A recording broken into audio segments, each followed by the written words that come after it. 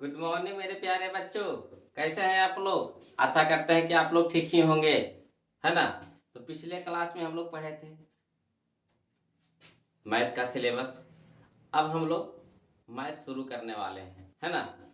तो मैथ शुरू करने से पहले हम लोग जान लेंगे कि किस क्लास का मैथ पढ़ने वाले हैं, क्या पढ़ने वाले हैं। तो हम लोग क्लास 10th गणित यानी मैथ पढ़ने वाले हैं, जो इकाई फर्स्ट से आता है ना। इकाई फर्स्ट में आपका आता है संख्या पद्धति यानी नंबर सिस्टम, इंग्लिश में बोलते हैं इसको। इसमें हम लोग जानेंगे पहला लेसन, जो हमारा बुक का भी पहला लेसन है, जो हमारे यही बुक है ना, एनसीईआरटी बुक। इसी से हम लोग चालू करेंगे, एक एक क्वेश्चन को डील करते हुए चलना है ना। तो क्लास 10 से कक्षा 10 गणित, है ना।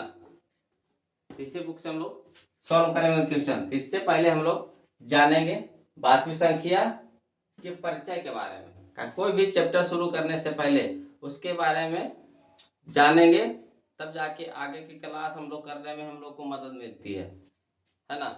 मैथ बनाने में आपको अच्छा लगा। बेस हम लोग को बनता है किससे? यही परिचय से, इंट्रोडक्शन से। इंट्रोडक्शन अगर सही से मजबूत कर लीजिएगा तो चैप्टर तो हुआ लगेगा, आसान लगेगा। आपको बुझाएगा है ना कि हम किताब भी पढ़ रहे हैं, फटाफट एक दूसरे से बनता हुए चला जाएगा। तो देखिए कैसा लगता है जे। तो हम लोग शुरू करने वाले हैं वास्तविक संख्या, रियल नंबर। इसका परिचय पहले जानेंगे, उसके बाद चैप्टर चालू करेंगे, है ना। तो चलिए शुरू करते हैं। चलिए बच्चों, तो जानते हैं, परिचय देखते हैं, है ना। तो परिचय में हम लोग सबसे पहले जानेंगे अंक के बारे में। अंक यानी डिजिट के बारे में, है ना। अंक यानी डिजिट के बारे में जानेंगे, अंक के बारे में जानेंगे कि अंक क्या है ना। तो वैसा अंकन पद्धति याद कीजिएगा जी, वैसा अंकन पद्धति जिसके द्वारा संख्या का निर्माण होता है। वैसा अंकन पद्धति जिसके द्वारा संख्या का निर्माण होता है उसे अंक कहते हैं। आया समझ में? नहीं आया? फिर से देखिए, वो अंक यानी डिजिट, वैसा अंकन पद्धति जिसके द्वारा संख्या का निर्माण होता है उसे अंक कहते हैं। वैसा अंकन पद्धति जिसके द्वारा किसी संख्या का निर्माण होता है उसे अंक कहते हैं। अब चलिए संख्या का निर्माण कैसे होता है, तो पहले अंक के बारे में जानेंगे, तब संख्या के निर्माण के बारे में जानेंगे। तो टोटल जैसे में हो गया 0, 1, 2, 3, 4, 5, 6, 7, 8, 9, यानी टोटल अंकों की संख्या हमारे कितने हैं जी? तो 10। तो 10 कैसे है तो गिनती कीजिए। तो 1, 2, 3, 4, 5, 6, 7, 8, 9, 10, यानी यहाँ 0 से शुरू हुआ और कहाँ तक गया? 9 तक गया। यानी कहे का मतलब है, अर्थात शून्य यानी 0, शून्य से लेकर 9 तक को अंक कहते हैं। ये दूसरा परिभाषा हो गया। पहला परिभाषा हमारा हो गया वैसा अंकन पद्धति जिसके द्वारा किसी संख्या का निर्माण होता है उसे अंक कहते हैं। जैसे में 0, 1, 2, 3, 4, 5, 6, 7, 8, 9, 10 ना, 9 तक, है ना। अर्थात 0 से लेकर 9 तक को अंक कहेंगे, है ना। तो यहाँ पे देखिए टोटल अंकों की संख्या कितनी हो गई, तो देखिए यहाँ पे पॉइंट बाय पॉइंट करके हम दर्शा दिए हैं, जो ऑब्जेक्टिव में आपको पूछता है। तो ऑब्जेक्टिव में देखिए कैसे पूछेगा कि अंकों की संख्या कुल कितनी होती है। तो आप क्या जवाब दीजिएगा? बोलिए ना जी, क्या जवाब दीजिएगा? 10। अंकों की कुल संख्या कितनी होती है? तो 10 होती है। आया? आया समझ में, है ना। अब देखिएगा, तो अगला पॉइंट देखिएगा, समझिएगा कि अंक से संख्या का निर्माण होता है। जब भी कोई संख्या हम लोग लिखते हैं तो किसके द्वारा लिखते हैं? अंक से लिखते हैं। अंक 1 यानी 0 से लेकर के 9 तक कोई भी लिख दिए, 1 अंक लिख दिए, तो हमारा हो गया अंक हो गया, है ना। अगर इसमें हम 2 लगा देते हैं, 1 उसके बाद 2 लगा दिए, तो इसको हम 1 का 2 नहीं पढ़ेंगे, ये हो गया सीधे हमारा कितना 12 हो गया, यानी 12 12। अगर देखिए अगर हम दे रहे हैं 1 2 3 लिख दिए, तो 1 2 3 इसको नहीं पढ़ेंगे, सीधे इसको पढ़ेंगे 123, है ना। तो ये हमारा आपका अंक है और ये हमारा संख्या भी है, ये हमारा एक अंक भी है और संख्या भी है। मगर ये 12 जो हुआ हमारा, ये 12 है, ये 12 सिर्फ और सिर्फ क्या है, तो संख्या है, इसको अंक हम लोग नहीं बोल सकते हैं। पूछिएगा क्यों, पूछिए ना जी क्यों। तो क्यों, क्योंकि 0 से लेकर के 9 तक को ही बोलते हैं अंक। यहाँ 0 से 9 तक में है, यहाँ तो हो गया हमारा कितना 12, तो 0 से 9 तक में ज्यादा ना है, तो इसीलिए 12 हमारा क्या हो गया, संख्या हो गया। अब देखिए यहाँ पे हमारा है 123, तो बताइए, आप ही बताइए, बताइए जी, ये 123 संख्या है कि अंक है, बताइए। अच्छा सही बोल रहे, सही बोल रहे हैं, संख्या। हम समझ गए कि आप सही बोल रहे हैं, संख्या है, संख्या। हाँ आप सीख गए, सीखे कि नहीं सीखे, हम समझ गए आप सीख गए। तो क्या है, संख्या है, इसको अंक हम लोग नहीं बोल सकते। अंक बोलेंगे, नहीं बोलेंगे। क्या है, कि इसमें देखिए 1 भी शामिल है, 2 भी शामिल है और 3 भी शामिल है, तो ये हमारा हो गया संख्या हो गया, अंक रहा नहीं। अंक कब रहता, जब ये 1 अकेले रहता, या ये 2 अकेले रहता, या ये 3 अकेले रहता। यहाँ तो तीनों साथे, तो साथे रहेगा तो अंक हो जाएगा कि संख्या कहलाएगा, समझे। हाँ खाली हंसिए ना। यहाँ देखिए कॉमेडी तो अच्छा लगेगा, पढ़ाई पर थोड़ा सा ध्यान दीजिए। अब यहाँ पे देखिएगा, तो बात आया कि आप बोल रहे थे सर कि एक अंक भी है और संख्या भी है, तो कैसे हुआ आप बताइए। तो देखिए यहाँ पे समझिएगा, अगर हम 1 लिख दिए, तो शून्य के नाम सुने हैं ना जी, और देखे भी है, ऐसा होता है गोल लड्डू के जैसा, है कि ना। लड्डू किसको किसको पसंद है, आप सबको पसंद है ना। तो चलिए, तो ये लड्डुआ को क्या करना है, 1 के पहले लिख देना है। तब बताइए इसको कितना पढ़ेंगे, हाँ 1 पढ़ेंगे कि 10 पढ़ेंगे, 1 पढ़ेंगे। हम समझ रहे हैं कि आप सीख रहे हैं, तो थोड़ा सा छकड़ा के पूछ रहे हैं, समझे। इसको 1 पढ़ेंगे, आप कोई भी संख्या के किधर बाईं ओर, कोई भी संख्या के बाईं ओर कितना भी 0 आप लगा दीजिए, कितना भी 0 लगा दीजिए, मगर उसको वही अंक पढ़ेंगे, जो है लिखा हुआ वही अंक पढ़ेंगे, उसको संख्या नहीं पढ़ सकते। इसके पहले 2 0 लगा दीजिए तो संख्या हो जाएगा ना, वो अंक रहेगा। या देखिए 3 0 लगा दिए तो कच्चे कहते हैं संख्या हो गया ना, वो अंक है। ये बताइए 4 0 लगा दिए तो संख्या है, अंक है। आप आशा करते हैं कि आप लोग समझ गए होंगे, है ना। तो समझ गया ना, तो चलिए मिटाते हैं जी, है ना। तो चलिए मिटाते हैं।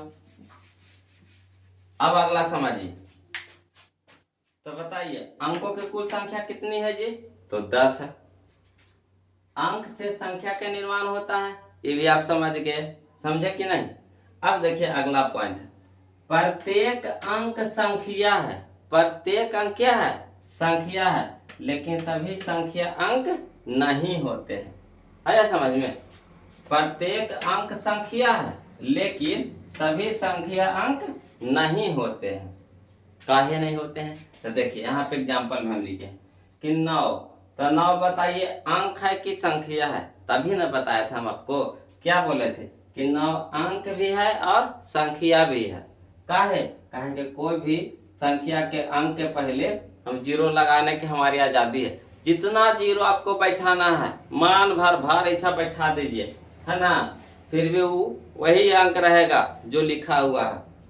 मगर देखिएगा ये 12 यहाँ पे लिखे तो 12 अंक होगा नहीं, इसमें देखिएगा 1 भी शामिल है और 2 भी शामिल है, तो 1 और 2 मिलकर के हो गया 12। यहाँ कहता है अंक कितना, 0 से लेकर के 9 तक को, तो यहाँ हो गया हमारा 12 हो गया, तो ये अंक होगा नहीं होगा, तो यह लिख दिए यहाँ पे। देखिए अंक नहीं है, कच्ची है, संख्या है, समझे। मजा आ रहा है कि नहीं आ रहा है। तब चलिए फिर आगे बढ़ते हम लोग। है ना।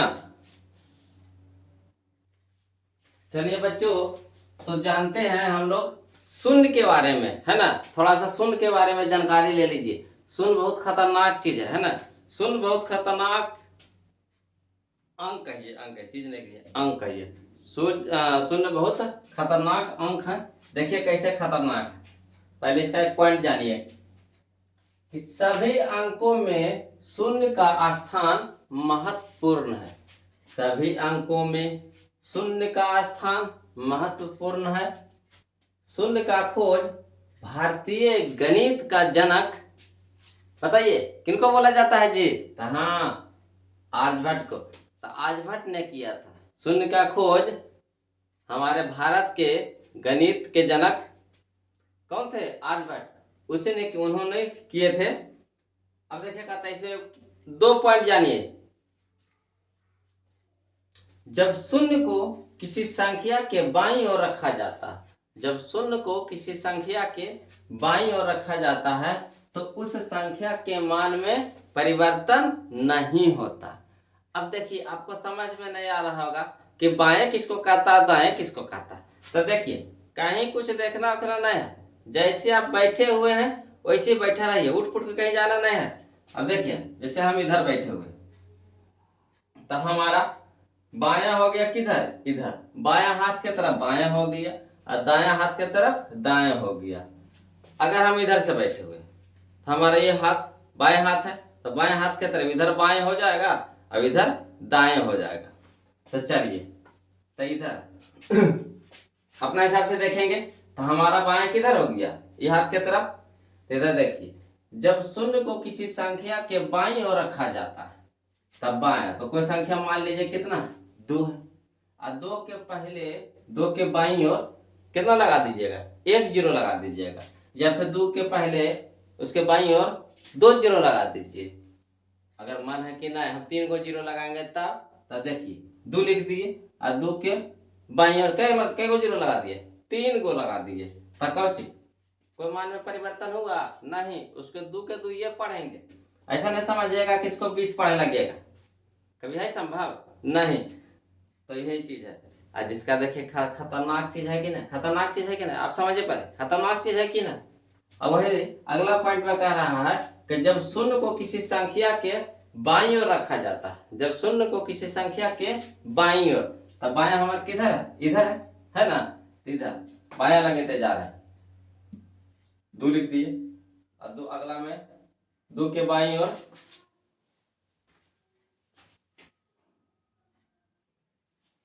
चलिए बच्चों, लाइट कट गया था, है ना। लाइट चला गया था, आ गया फिर। चलिए हम लोग कहाँ थे?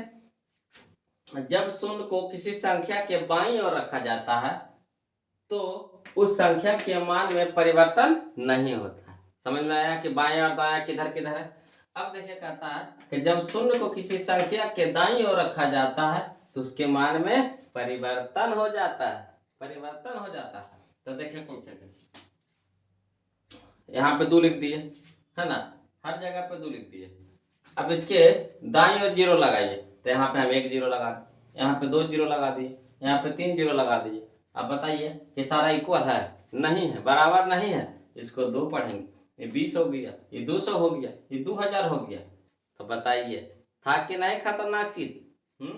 जीरो कितना खतरनाक है। छोटा सा चीज को कितना बड़ा बना दिया। बताइए, 2 था, 1 जीरो लगा दिए 20 बना दिया, 2 जीरो लगा दिए 200 बना दिया, 3 जीरो लगा दिए 2000 बना दिया। बताइए, मगर इधर लगाए, बाईं ओर लगाए 0, तो कुछ भी मान में परिवर्तन हुआ नहीं ना हुआ। तो देखिए, यही चीज था हमारा शून्य यानी 0 की, है ना, महत्वपूर्ण स्थान रखता है इस सारे अंकों में। जो टोटल अंक कितना है? 10 है। कौन कौन? 0, 1, 2, 3, 4, 5, 6, 7, 8, 9। उसमें से सारा सबसे खतरनाक कौन है? 0। समझे? तो चलिए, अब हम लोग जानेंगे कुछ महत्वपूर्ण इंपॉर्टेंट चीज के बारे में जानेंगे। तो चलिए शुरू करते हैं। देखिए बच्चों, हम लोग शुरू कर रहे हैं प्राकृत संख्या। आप लोग बचपन में 1 2 3 4 सब क्लास में पढ़े होंगे कि प्राकृत संख्या पूर्ण संख्या किसको कहते हैं। मगर हम लोग जब वास्तविक संख्या शुरू किए हैं तब पूरा डीपली नॉलेज लेंगे, इन्हीं के आधार द्वारा पढ़ाई करेंगे। जब भी कोई भी चीज़ को शुरू कीजिए तब पूरा डीपली पढ़िए कि आगे जाकर के दिक्कत ना हो। पहले पढ़े होंगे, हो सके अब भूल गए होंगे, है ना। तो चलिए रिवीजन करा देते, याद करा देते हैं ना। तो कहता है प्राकृत संख्या यानी नेचुरल नंबर, प्राकृत संख्या यानी नेचुरल नंबर। तो कहता है गिनती की संख्या को, गिनती की संख्या को प्राकृत संख्या कहते हैं। गिनती की संख्या को समझ में आया। गिनती कहाँ शुरू करते हैं बताइए जी, कहाँ शुरू करते हैं। हाँ सही सही सही, एक से कहाँ शुरू करते हैं, एक से शुरू करते हैं। तो वही गिनती की संख्या को प्राकृत संख्या कहते हैं। अब प्राकृत संख्या को एन एन एन बड़की एन कैपिटल एन है ना, बड़की एन द्वारा यानी कैपिटल एन द्वारा सूचित किया जाता है। यानी हम लोग कह सकते हैं कि एन बराबर है ना 1 2 3 4 5 6 7 8 9 10 कहाँ तक, अनंत तक, इन्फिनिटिव तक। कहाँ तक, अनंत यानी इन्फिनिटी तक। इतना तक है कि हम लोग उसको गिन नहीं सकते हैं, इसीलिए बेचारा क्या हो गया, इन्फिनिटिव हो गया यानी लेट गया। देखते हैं 8 ऐसे होता, लेटा दिए तो इन्फिनिटिव हो गया, अनंत हो गया, बेचारा सूत गया है ना। तो चलिए सो गया है ना। तो इन्फिनिटिव ऐसे लिखाता है, पड़ा हुआ 8 के जैसा है ना। प्राकृत संख्या समझ में आया कि गिनती की संख्या को प्राकृत संख्या कहते हैं। या फिर इसका दूसरा परिभाषा एक और है, जो संख्या एक से शुरू होती है, जो संख्या एक से शुरू होती है और उसका अंत नहीं होता है उसे प्राकृत संख्या कहते हैं। जो संख्या एक से शुरू होती है और उसका अंत नहीं होता है उसे प्राकृत संख्या कहते हैं। आया समझ में दोनों परिभाषा। बचपन में तो गिनती हम लोग सीखबे किए हैं है ना। तो वही गिनती की संख्या को प्राकृत संख्या कहते हैं, आसान परिभाषा। दूसरा परिभाषा, जो संख्या एक से शुरू होती है और उसका अंत नहीं होता है तो उसे कुछ बोलते हैं, प्राकृत संख्या बोलते हैं। प्राकृत संख्या को n द्वारा सूचित किया जाता है, यानी n बराबर हम लिख सकते हैं 1 2 3 4 5 6 7 है ना, डॉट डॉट डॉट कहाँ तक, इन्फिनिटी तक, अनंत तक। क्लियर है। तो अगला चले, अगला हमारा है पूर्ण संख्या। ये भी आप बचपन में पढ़ चुके होंगे है ना, फिर भी हम यहाँ पे रिवीजन करा देते हैं कि पूर्ण संख्या यानी होल नंबर। तो होल नंबर, तो जब शून्य यानी 0, जब शून्य को प्राकृत संख्या के परिवार में मिला दिया जाता है, जब शून्य को प्राकृत संख्या के परिवार में मिला दिया जाता है तो इस प्रकार बनी संख्या को पूर्ण संख्या कहते हैं। आया समझ में है ना। कितना आसान परिभाषा कि जब शून्य को है ना, आंख बंद करके, नहीं याद हो रहा है तो देखिए आंख बंद करके याद कीजिए। जब शून्य को प्राकृत संख्या के परिवार में मिला दिया जाता है तो इस प्रकार बनी संख्या को पूर्ण संख्या कहते हैं। तो पूर्ण संख्या को सूचित करता है किससे, तो W से। यानी कह सकते हैं W बराबर 0 1 2 3 4 5 6 डॉट कहाँ तक, अनंत तक। तो देखिए यहाँ से इधर तो हमारा हो गया प्राकृत संख्या, यहाँ से इधर हो गया हमारा कौन सा, प्राकृत संख्या। इसमें हम लोग कुछ मिला दिए, सिर्फ शून्य को मिला दिए तो कुछ बन गया, पूर्ण संख्या बन गया। क्लियर, सारे समझ में। अब चलिए हम लोग अगला चलते हैं। अगला आता है आपका, अगला हमारा है पूर्णांक संख्या है, तीसरा नंबर में है पूर्णांक संख्या, जिसको इंग्लिश में बोलते हैं इंटीजर्स नंबर है ना, पूर्णांक संख्या। तो देखिए इसका परिभाषा देखिएगा है ना, समझिएगा नहीं कि जब धनात्मक संख्या यानी प्लस वाला संख्या है, ऋणात्मक संख्या है माइनस वाला संख्या, और शून्य को आपस में मिला दिया जाता है तो इस प्रकार बनी संख्या को पूर्णांक संख्या कहते हैं। आया समझ में, नहीं आया समझ में।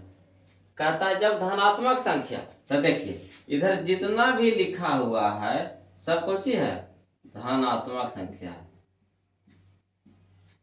धनात्मक संख्या। इधर देखिए इधर जो भी लिखा हुआ है सब है ऋणात्मक है ना संख्या। ये हमारा क्या हो गया जी, शून्य हो गया। समझे? तो कहता है, देखिए परिभाषा कहता है कि जब धनात्मक संख्या यानी धनात्मक संख्या, ऋणात्मक संख्याएं और शून्य को आपस में मिला दिया जाता है, सबको एक बार मिला दिए, तो इस प्रकार बनी संख्या को पूर्णांक संख्या कहते हैं। एक टोटल एक पूरा कुछ ही बन गया, पूर्णांक संख्या बन गया। आया समझ में? अब देखिए कहता है, इंपॉर्टेंट चीज है जी, पूर्णांक संख्या को जर्मन भाषा में जहलीन इंग्लिश में होता है JAHLEN, जहलीन, है ना, जहलीन कहा जाता है, जिसका अर्थ होता है गिनना। कैसे करना? गिनना। कब? जर्मन भाषा में पूर्णांक संख्या को जर्मन भाषा में जहलीन कहा जाता है, जिसका अर्थ होता है गिनना। इसीलिए पूर्णांक संख्या को आई या जेड द्वारा सूचित किया जाता है। आया समझ में? तो देखिए, है ना खतरनाक चीज, पूर्णांक संख्या इंटीजर है ना, इंटीजर तो आई से शुरू होना चाहिए, तो आई से यहाँ शुरू हो रहा है तो आई से सूचित होना चाहिए, तो आई से भी सूचित हो गया। और जर्मन भाषा में जहलीन का अर्थ होता है गिनना। तो भी सारा कुछ है गिनती वाला संख्या है। इधर धनात्मक संख्या हो गया, इधर ऋणात्मक संख्या हो गया, इधर शून्य हो गया, तो इसको बोला जाता है पूर्णांक संख्या। तो वह कहता है कि जर्मन भाषा में जहलीन का अर्थ होता है गिनना, इसीलिए पूर्णांक संख्या को आई या जेड के द्वारा सूचित किया जाता है। आया समझ में? तो आज के लिए इतने रखते हैं, फिर अगले क्लास में मिलते हैं, है ना। अगला है हमारा पॉइंट परिमेय संख्या, जो आगे के क्लास में हम लोग पढ़ेंगे। तब तक के जय हिंद, है ना। और अच्छे से रहिए, खुशी पूर्वक रहिए और मन लगा के पढ़ाई कीजिए। अगर अच्छा लगे तो वीडियो को लाइक कर दीजिए, है ना, शेयर कर दीजिए और प्लीज सब्सक्राइब कर लीजिए चैनल को। चैनल सब्सक्राइब करने से क्या होगा कि यहाँ से हम वीडियो जब अपलोड करेंगे तो सबसे पहले नोटिफिकेशन आपके यहाँ जाएगा। अब आपके यहाँ जाएगा तो आराम से उसको देख लीजिएगा और देखने के बाद सीख जाइएगा, है ना। तो फिर मिलते हैं अगले क्लास में। जय हिंद।